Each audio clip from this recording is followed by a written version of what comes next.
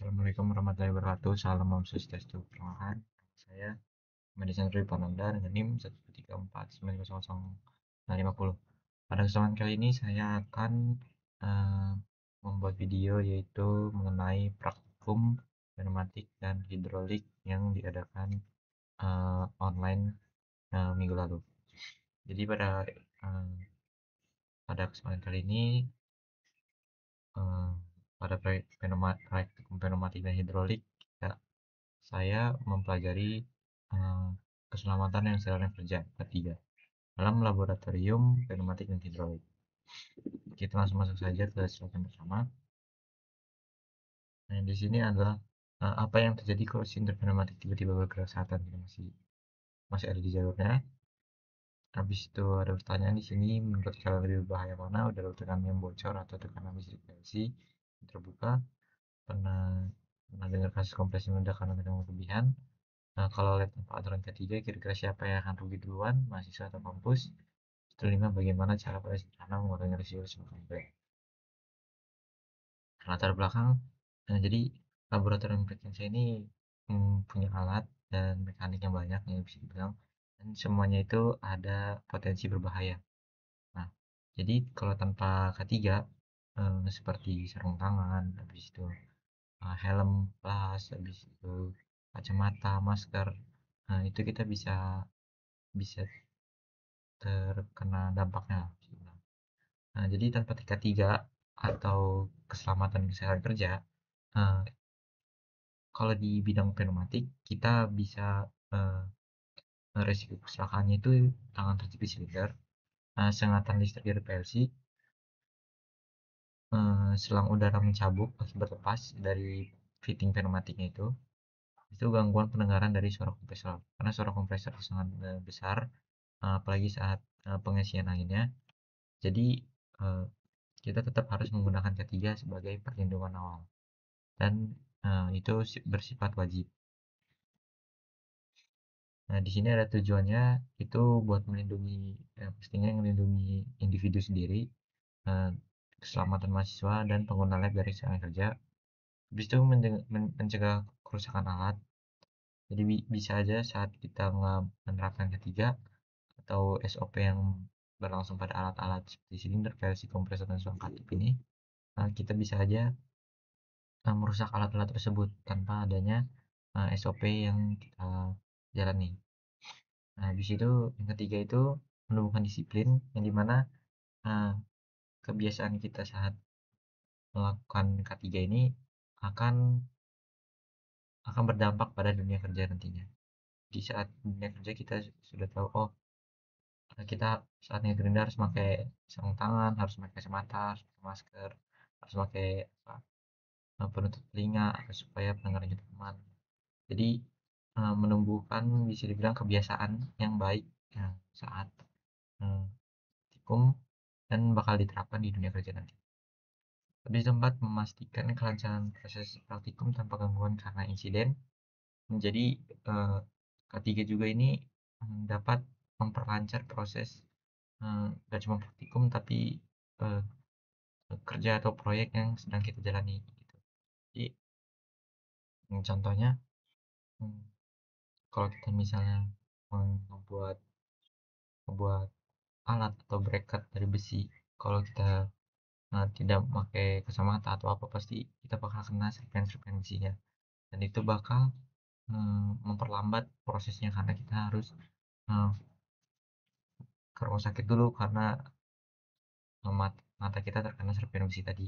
Nah, tapi kalau kita ngikutin penerapan ketiga dan SOP yang berlangsung, jadi hmm, bracket yang kita buat itu dapat lancar lah pekerjaannya karena tidak ada kejadian-kejadian seperti besi masuk mata, habis itu apa gerinda mental dan lain-lain.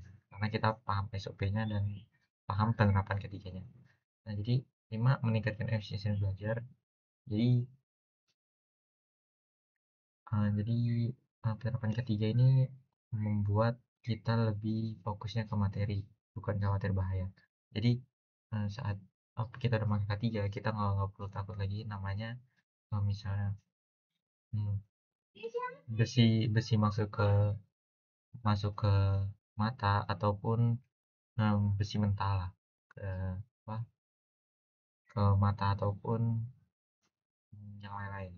Nah, dan juga kita nggak usah khawatir tentang, bahaya, seperti, suara gerinda yang keras, dan karena kita pakai earplug jadi harusnya aman. Dan juga yang keenam adalah membiasakan standar industri, karena dunia kerja menerapkan K3 adalah wajib, dan di lab instrumen juga K3 itu wajib.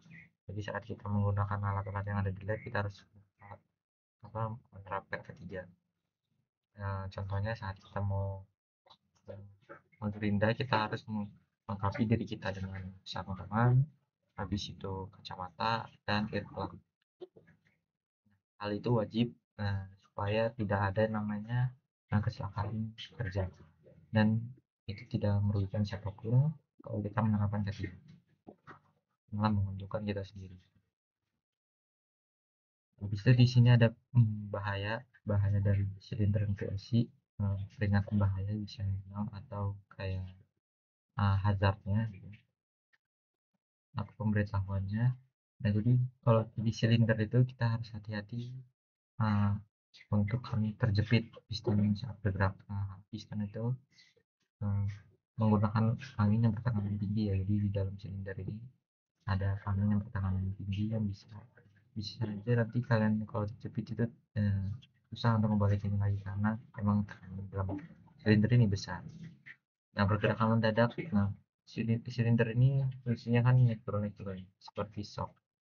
Jadi kalau misalnya ada gerakan mendadak ataupun tekanan berlebihan dari ini bisa meledak. Nah, jadi penggunaan K3 itu sangat penting ya. Di situ pergerakan mendadak bisa melukai tangan kaki. Nah, pergerakan mendadak ini seperti tadi yang mental itu. Habis itu kebocoran udara gara-gara eh, tekanan di dalam ini tinggi, dia bisa meledak. Habis itu salah program PLC, silinder yang tadi itu bisa naik turun itu secara cepat, yang bisa mengeluarkan panas di dalam silindernya, yang bisa membuat silinder meledak dan mengenai individual. Nah, jadi PLC sengatan listrik dari power supply 220 volt. Ini adalah tegangan rumah, biasanya tegangan rumah satu fasa AC dan 24 volt DC. Jadi saat menggunakan PLC kita juga harus berhati-hati, mungkin kita bisa baca prosedur yang berlaku. Habis itu salah wiring juga, termasuk salah satunya yaitu konsleting atau kerusakan modul.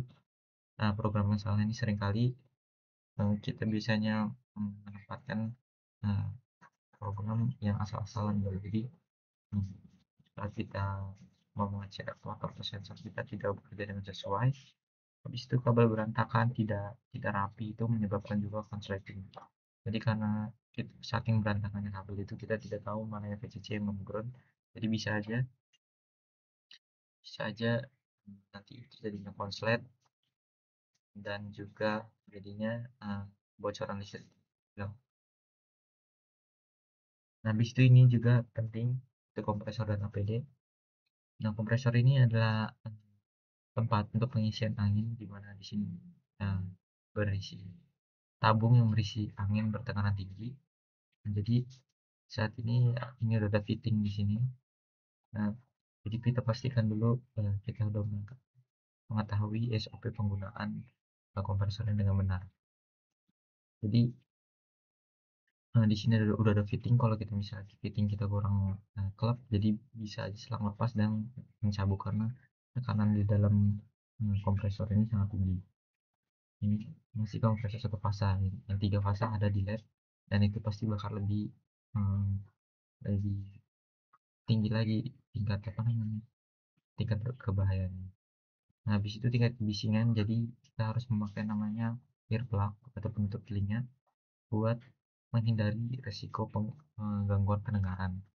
Habis itu karena ini dalam ini adalah seperti motor ya, jadi di dalam apa namanya, di kompresor ini sangat panas, jadi biasanya ada peringatan jangan dipegang saat saat kompresor ini sedang beroperasi karena satu panas dan bisa aja dia nyetrum. Habis itu ada juga minyak dan atau oli bocor, licin, dan risiko tergelincir. Jadi di motor ini pasti ada oli ya. Nah, dan itu bisa aja mengalami bocorannya. Jadi sebelum kita melakukan eh, atau menggunakan kompresor, kita harus cek dulu dari oli, dari kelistrikan apa sudah aman, dari selang, dari semuanya, dan itu kita harus patuhi semuanya. Dan habis itu kita masuk ke APD. APD ini alat pelindungan diri yang dimana ini wajib untuk namanya di Vakum apalagi di industri ini sangat wajib digunakan. Ini ada masker las, ada pelitup telinga, sarung tangan, ada helm las, ada apron, dan ada safety shoes. Nah, habis itu ada juga safety glasses yang itu biasanya kaca kayak plastik itu, dia kacamata seperti ini yang melindungi mata dari serpihan, bisa serpihan besi ataupun benda yang metal itu. Saat kita ngegerinda misalnya, habis itu mata gerinda kita pecah, itu bisa melindungi mata kita karena material yang dibuat dari safety glass ini lumayan kuat. Habis itu ada earplug. Nah, ini buat melindungi pendengaran kita karena mesin-mesin industrial itu menghasilkan suara-suara yang cukup berisik dan sangat besar. Habis itu di sini ada helm las ya. Helm las tahu sendiri karena percikan api dari las itu sangat-sangat terang, jadi bisa merusak mata kita. Jadi diwajibkan menggunakan helm las. Sarung tangan juga lebih penting karena kita nggak mau saat kita melas atau mengerindai tangan kita terkena percikan api, apalagi las, percikan api las itu sangat-sangat panas. Dan juga apron itu untuk melindungi diri kita saat mengelas atau lagi mengerindai. Jadi pas saat kita ada gerinda itu percikan api, dan percikan itu pasti kemana-mana, dan salah satunya pasti ke tubuh. Kalau kita cuma main kelas doang biasanya pasti bolong dan bakal panas nanti. Nah, safety shoes biasanya digunakan, eh, harus harus wajib digunakan, dan safety shoes ini biasanya bermaterial besi di ujungnya, dan jadi saat kita kejatuhan barang seperti besi yang berat itu dia tidak langsung naik kaki kita. Lanjut. Nah, ini aturan umumnya saat praktikum. Jadi kita nggak boleh namanya menyalakan kompresor dan PLC tanpa izin. Jadi kita harus cek dulu SOP-nya apakah masih cukup atau enggak itu. Misalnya mungkin bisa saat silinder bergerak. Pokoknya kita jangan megang ini, kita harus pahami SOP ini terlebih dahulu. Pastikan selang dan fitting terpasang kuat.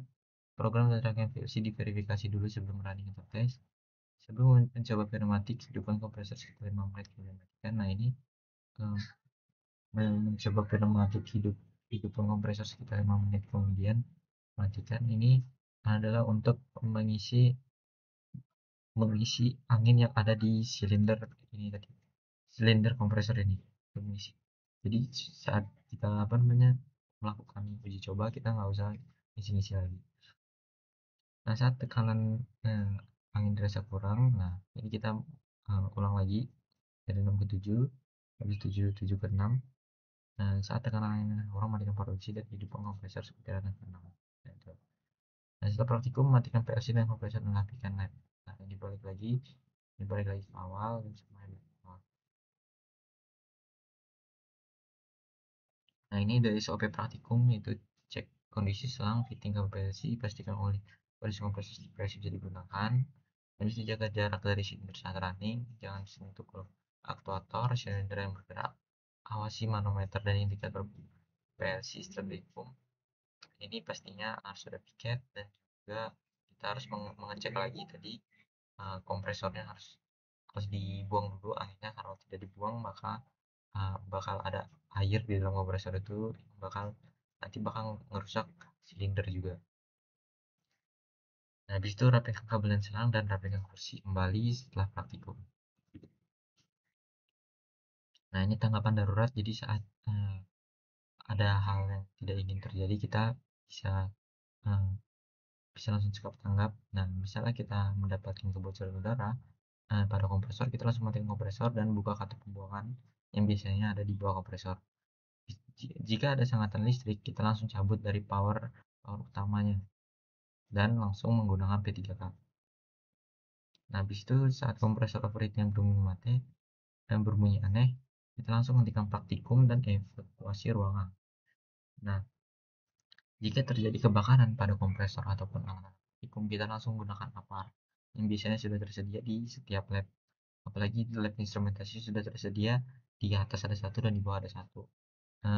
Letaknya itu di kiri dari di kanan ruangan eh, ruangan instrumentasi dan otomasi OJT lantai 4.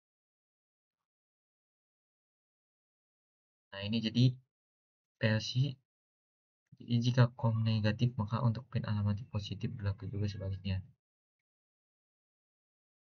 Jadi jika COM sudah negatif, maka pin alamatnya positif berlaku di sebaliknya. Bisa pneumatik, pastikan jika menggunakan fitting yang bisa diatur bisa menerima inputan angin kompresor. Nah, jadi setiap selang itu ada ukurannya, ada 8, 4, 6, 10. Jadi biasanya kita menggunakan aja yang tengah-tengahnya itu 6, 6 mili. Jadi pastikan juga kita punya fitting yang 6 mili. Nah, habis itu kesimpulan dari semua materi ini adalah eh, kita harus mengikuti keselamatan dan ikuti aturan yang berlaku untuk kepentingan kita bersama. Dan untuk eh, penerapan ketiga ini sangatlah penting karena ini tidak merugikan siapapun tapi malah menguntungkan kita. Dan sekian mungkin presentasi dari saya terkait apa yang sudah jadi apa yang sudah dilakukan pada praktikum minggu lalu. Terima kasih dan mohon maaf atas bila ada kesalahan.